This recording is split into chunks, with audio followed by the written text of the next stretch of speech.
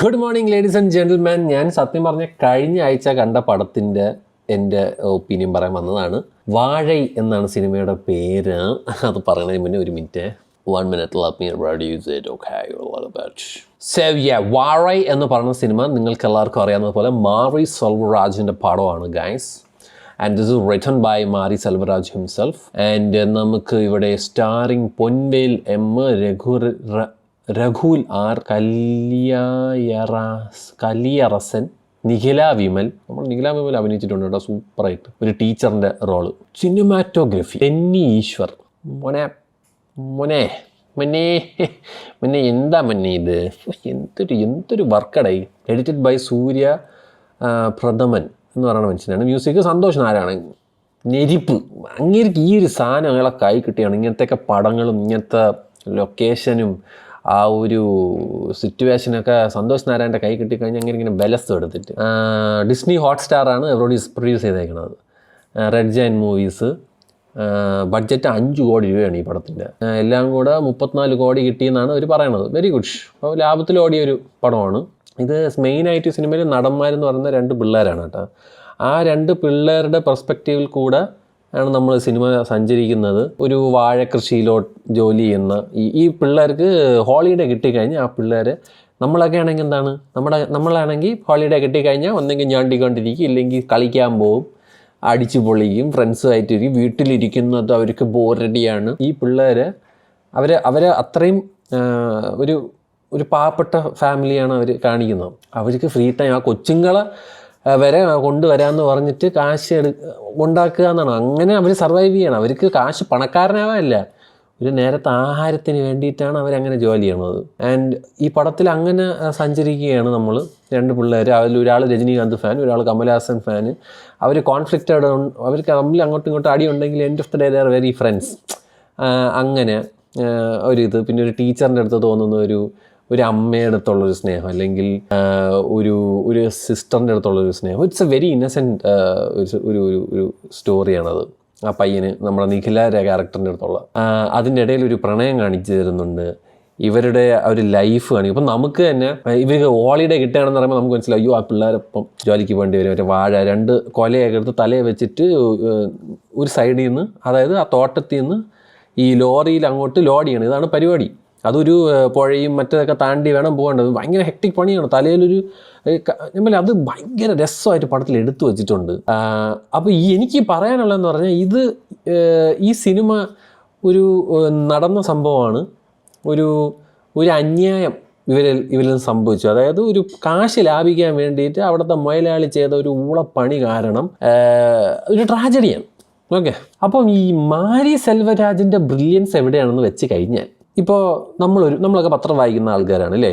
നമ്മളിങ്ങനെ നാട്ടിൽ ഇങ്ങനെ ലോറിയിൽ പോയ ആൾക്കാർ അവരങ്ങനെ കൊണ്ടുപോകാൻ പാടില്ലായിരുന്നു. പക്ഷേ അമിതമായ ലോഡ് കാരണവും അതൊക്കെ കാരണം ഇത്ര പേര് മരിച്ചു പോയി എന്ന് നമ്മളൊരു പത്രം വായിക്കുന്ന സമയത്ത് നമുക്കൊന്നും ഫീൽ ചെയ്യൂല. ആരോ മരിച്ച്, എവിടെയോ ഉള്ളവർക്ക് നഷ്ടപ്പെട്ട്, ഇങ്ങനെ നമ്മൾ ചിന്തിക്കത്തുള്ളൂ ഇല്ലേ. അല്ലേ അവിടുത്തെ അനീതി പോലും നമ്മൾ സംസാരിക്കൂല.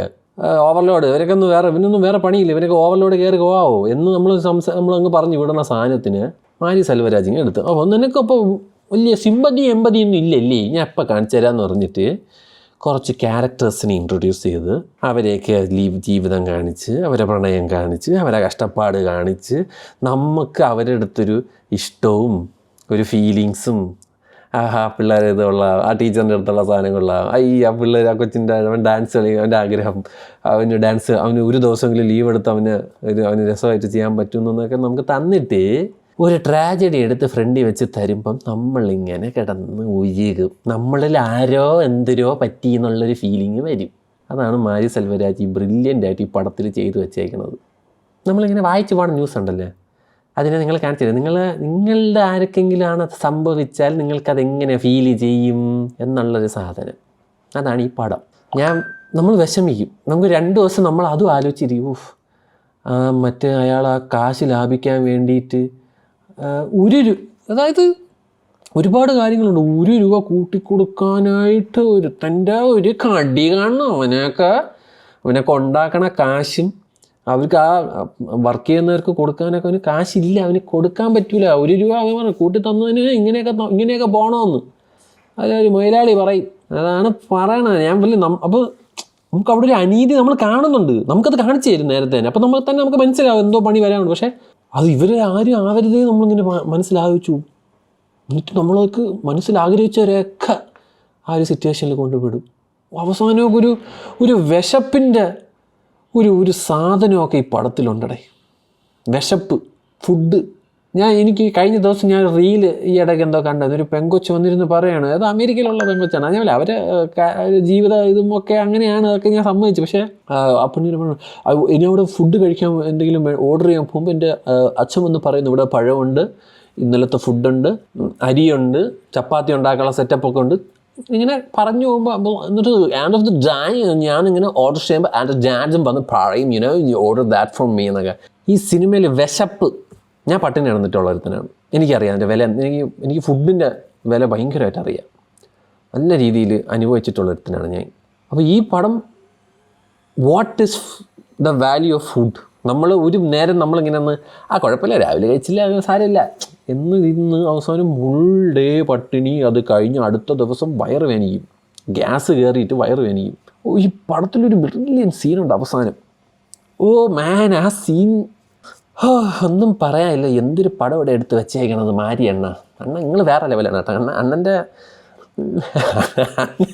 അണ്ണൻ വേറെ ലെവലാണ്. ഗംഭീര സിനിമ. ഞാൻ ഇത് മാരി സെൽവരാജ് സിനിമകൾ ഇഷ്ടപ്പെടുന്നവർക്ക് മാത്രമേ ഈ സിനിമ ഇഷ്ടപ്പെടുത്തുള്ളൂ. അല്ലാതൊരു ബട്ട് ദിസ് ഇസ് ലൈക്ക്, ഇതൊക്കെയാണ് നമുക്ക് സത്യം പറഞ്ഞാൽ ഇന്ത്യൻ സിനിമ എന്ന് പറഞ്ഞ് ഓസ്കാറിലോട്ടൊക്കെ സെൻഡ് ചെയ്യേണ്ട സാധനങ്ങൾ.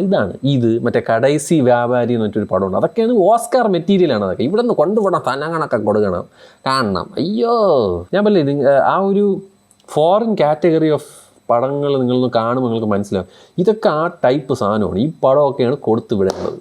ബ്രില്യൻറ്റ് പടം, ഐ ലവ് ഇറ്റ്. എന്തിനാണെങ്കിലും അഭിനയിച്ച എല്ലാവർക്കും എനിക്കൊന്നും പറയാനില്ല, സൂപ്പർ.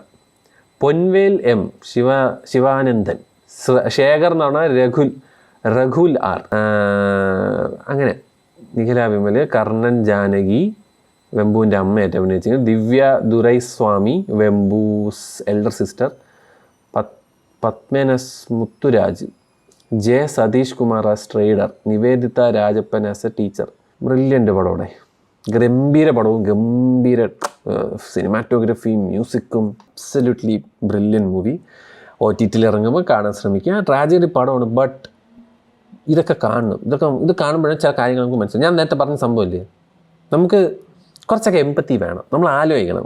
ആ സിറ്റുവേഷൻ മോശമാണ്, അത് എന്ത് അങ്ങനെ. അതാണ് ഈ സിനിമയിൽ. ഞാൻ ഇപ്പോഴൊക്കെ ന്യൂന് ഒരുപാട് മാറിയിട്ടുണ്ടോ? ഇതൊന്നും അല്ല ഇപ്പോഴത്തെ ഒരു അവസ്ഥ. ഈ അവസ്ഥ കംപ്ലീറ്റ്ലി മാറിയിട്ടില്ല, ഏറെക്കുറെ ഇങ്ങനെയൊക്കെ തന്നെയാണ്.